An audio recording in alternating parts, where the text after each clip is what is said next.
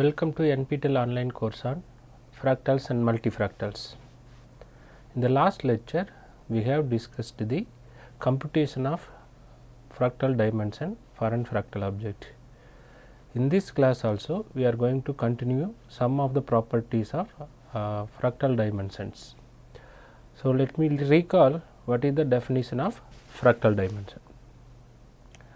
Let A belongs to H of x, where H comma D is a complete metric space. For each epsilon greater than 0, let n of A comma epsilon denote the smallest number of closed ball of radius epsilon needed to cover A. If D equals limit epsilon tends to 0, ln of n of A comma epsilon over ln of 1 by epsilon exists, then D is called the fractal dimension of A. V is the notation D equal to D of A, and we will say A as a fractal dimension of D.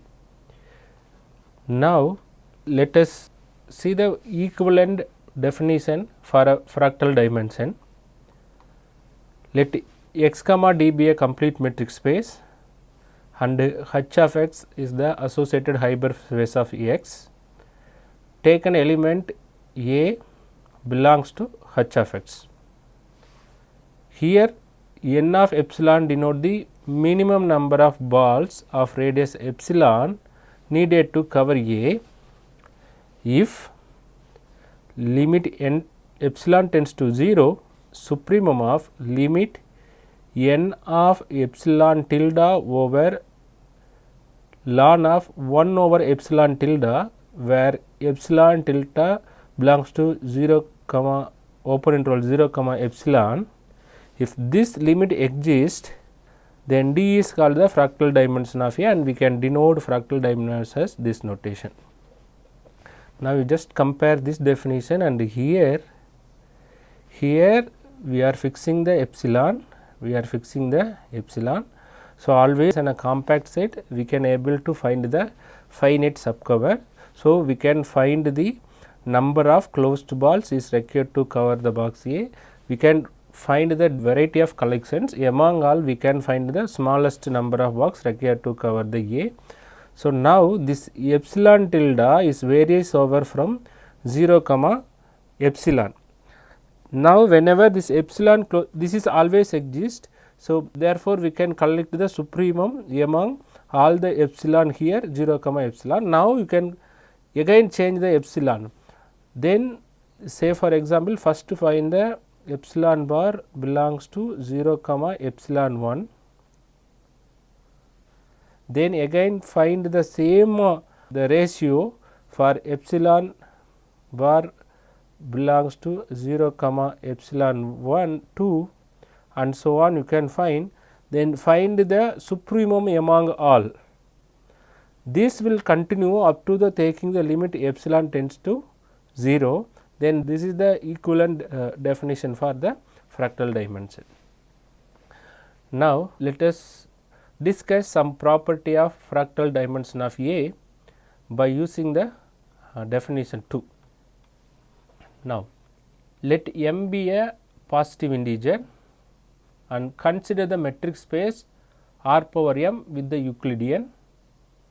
Here the Euclidean metric is defined as distance between x minus y is defined as sum of I equal to 1 to m xi minus yi power 2 power 1 by 2, where x1, x2, xm belongs to R power m.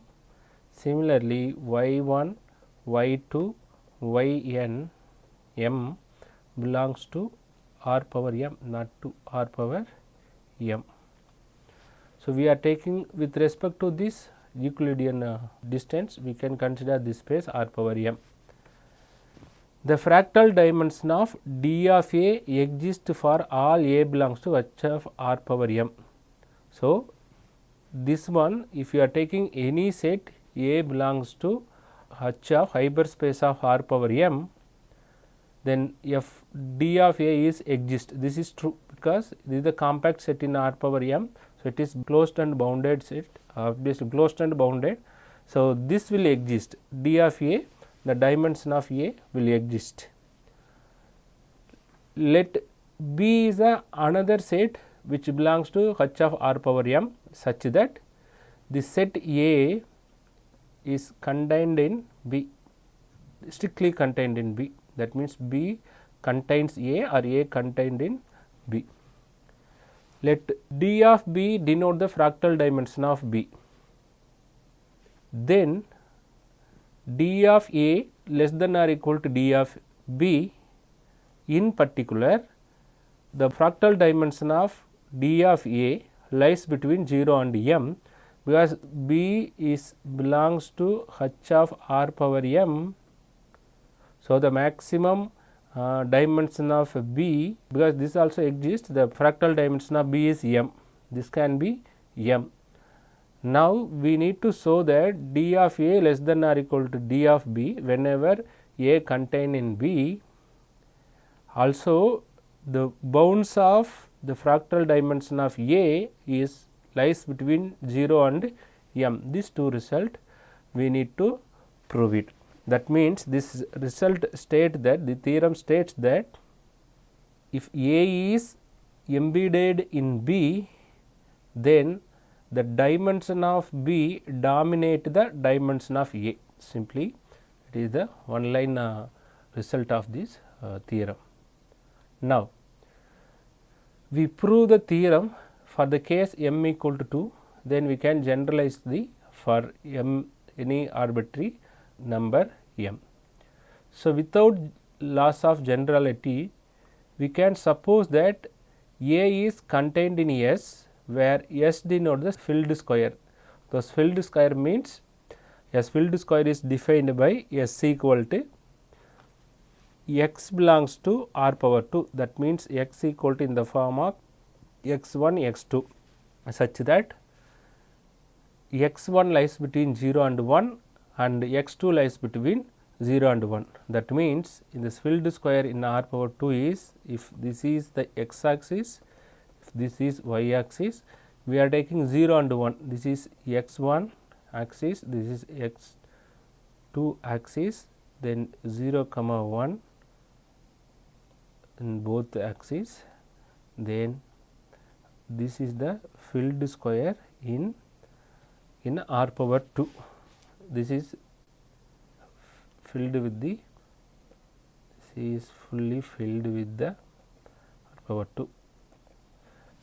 Now, we are taking A is contained in S, A is contained in N. That means, we are taking A inside here any compact subset of R power 2. That means, we are taking H of R power 2, A belongs to H of R power 2. Obviously, this is the compact set in R power 2. Therefore, B also member of H of R power 2. Now, we are taking A is a subset of here. Now, it follows that number of boxes is needed to cover A with the epsilon size radius is less than or equal to number of boxes is required to cover S with the radius epsilon for all epsilon greater than 0. As we discussed in the previous lecture, we can cover R power 2 by the closed ball of radius epsilon. Likewise, suppose we have x1 minus epsilon comma x1 plus epsilon cross x2 minus epsilon x2 plus epsilon. By using this rectangular region, we can cover all the, that means entire R power 2 we can cover by this rectangular region. So, whenever this we are choosing epsilon and closer, we can get the number of covers increasing. Therefore, if we are covering all this one by R power 2, now we are taking 0 comma 1 and 0 comma 1, that means excess 1 by 2 we are taking. sorry, epsilon as we are taking as here in our case, in this case, if you are taking 1 by 2 as an x, then this is minus 1 by 2 0 plus 1 by 2 1 in the x direction. In the this direction, vertical direction, it is 0 comma, again you can take 1. So, 0 comma 1 cross 0 comma 1, this is the ball of radius epsilon. So, here we are taking the center point as 1 by 2 comma 1 by 2, 1 by 2 comma 1 by 2 with the radius 1 by 2.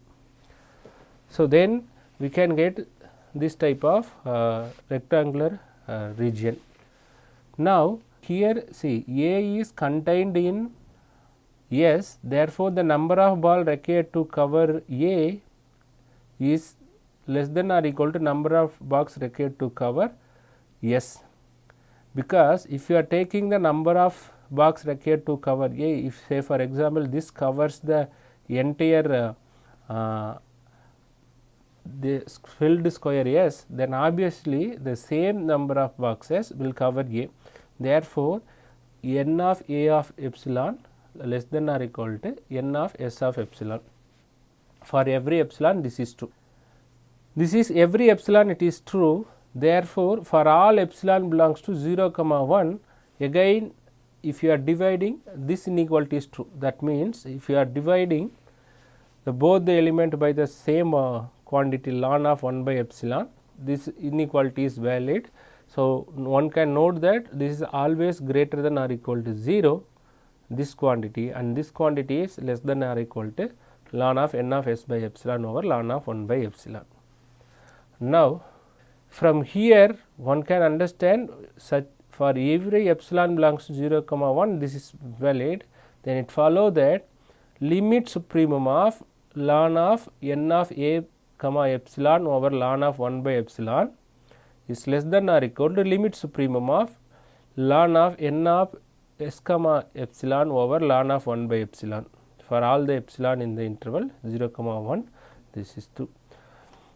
The right side of this one, this inequality, the limit supremum is exists and has the value 2, because here we already proved that the number of boxes is required to cover the rectangular grid. One can find this limit, this is the d of A, which is equal to 2. It follows that left hand side also exists, because this is exist which is equal to 2. If limit supremum of epsilon tends to 0, this is exist 2. Then it is bounded below by 0 and bounded above by 2. This one, this quantity is obviously exist. Hence, the fractal dimension of d of A is defined and bounded above by 2. Also, d of A is a non-negative number. Therefore, here one can understand that d of A, that means d of A is less than or equal to d of A is less than or equal to d of B. If A and B belongs to h of r power 2 with A contained in B, then the fractal dimension of A and B are defined. The above argument wherein S is replaced by B shows that instead of S one can replace any compact set B, then d of A less than or equal to d of B. So, finally, if A is contained in B, then the fractal dimension of A is contained in B. That means that if A is contained in B, then the fractal dimension of B dominate the fractal dimension of A.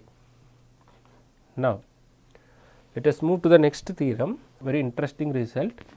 Let m be a positive integer, that means this result is true for any r power m, this result is true.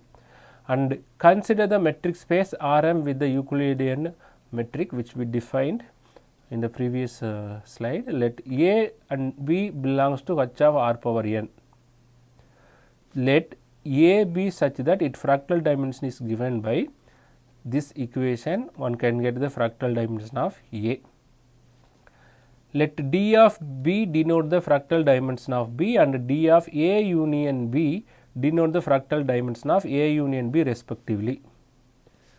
Under this assumption, suppose D of B, that means box counting fractal dimension of B or box counting of D is less than or equal to D of A, then fractal dimension of A union B is equal to fractal dimension of A. This one we need to prove. Let us prove this one. Assume for simplicity, here if both are equal, there is nothing to prove. So, we can take D of B is less than D of A. D of B is less than D of A. From the theorem 3, the previous theorem, it follows that A union B is greater than or equal to D of A, because A is contained in A union B. A is contained in A union B, therefore, D of A is less than or equal to D of A union B, which we conclude from the previous theorem. Now, we need to show this reverse part, that means D of A union B is less than or equal to D of A.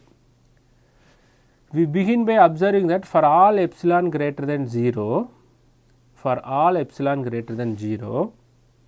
number of box required to cover A union B with the epsilon radius is less than or equal to number of box is required to cover the set A with the radius epsilon plus number of box required to cover B with the epsilon radius. If A, we have two sets like this one.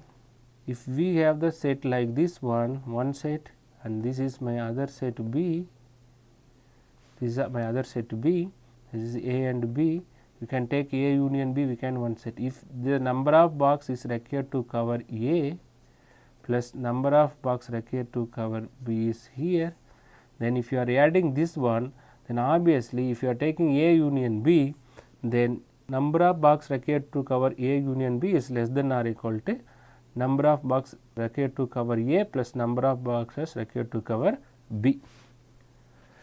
It follows that from this one we can write limit supremum of ln of n of A union B comma epsilon can be written over ln of 1 by epsilon,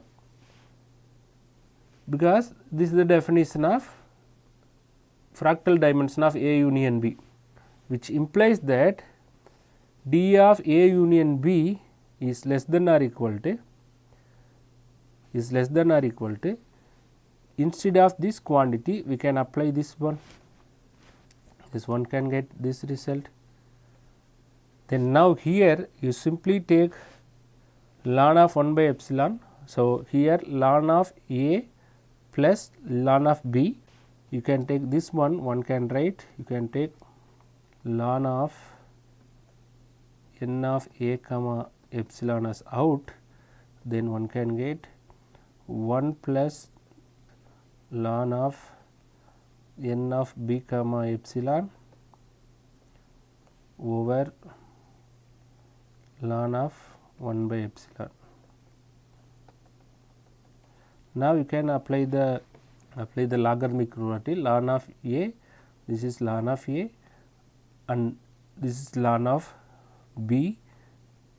Ln of A B can be written as ln of A plus ln of B. So, ln of this one, ln of n of A comma epsilon over ln of 1 plus epsilon plus limit supremum of epsilon belongs to 0, this quantity 1 plus ln of n of B by epsilon over n of A comma epsilon, then this quantity. You just take the n of A comma epsilon outside, then one can get this quantity and this quantity. Now, this is nothing but D of A. This is D of A. Now, only thing we need to show this tends to 0, then our job is done. We need to show this quantity is tends to 0. This is nothing but D of A. For this quantity, now we can take less than 1, that means the proof is completed by showing this number of boxes required to cover B over n of A comma epsilon is less than 1, whenever epsilon is sufficiently small, then our job is done. This would imply that the second limit on the right hand side is 0. This first one, the right convergence to d of a. Okay. For the second one, supremum of limit n of b comma epsilon tilde over ln of 1 by epsilon tilde for all epsilon tilde less than epsilon is a decreasing function of positive variable epsilon. It follows that this one n of b comma epsilon is, why this is true? Because we assumed that d of b is less than d of a. So, this quantity is less than d of a for all sufficient small epsilon greater than 0. Therefore, the limit which is explicitly stated in the theorem exists. It follows that this one is less than or equal to this one for all sufficiently small epsilon. So, one can state that number of boxes required to cover B over ln of number of boxes required to cover A is less than 1 for all sufficiently small epsilon greater than 0. So, this is less than 1. So, whenever epsilon is tends to 0, then this tends to 0. Therefore, d of A union B is less than or equal to d of A. So, one can conclude that d of A union B from this quantity and this quantity, one can conclude that d of A union B equal to d of A. Then what is the core of this theorem is stated here. So, we started with taking two element A and B in h of r power m and d of A equal to, that means the fractal dimension of A is defined by here if d of B is less than or equal to d of A, then d of A union B equal to d of A. So, what it says, then d of n of e comma epsilon, minimum number of ball needed to cover the set E with the radius epsilon. That means, if we have the set with the larger dimension, here A has the set with larger dimension, dominate the union at small scale. See, here d of A has the large dimension compared with B. Suppose we are taking the union, then dimensions of A dominate the union. That means, if you are taking the union which is equal to d of A, not d of B. So, the set with the larger dimension dominates the union at small scale. Suppose this is A, this is our B, then this is d of A union B.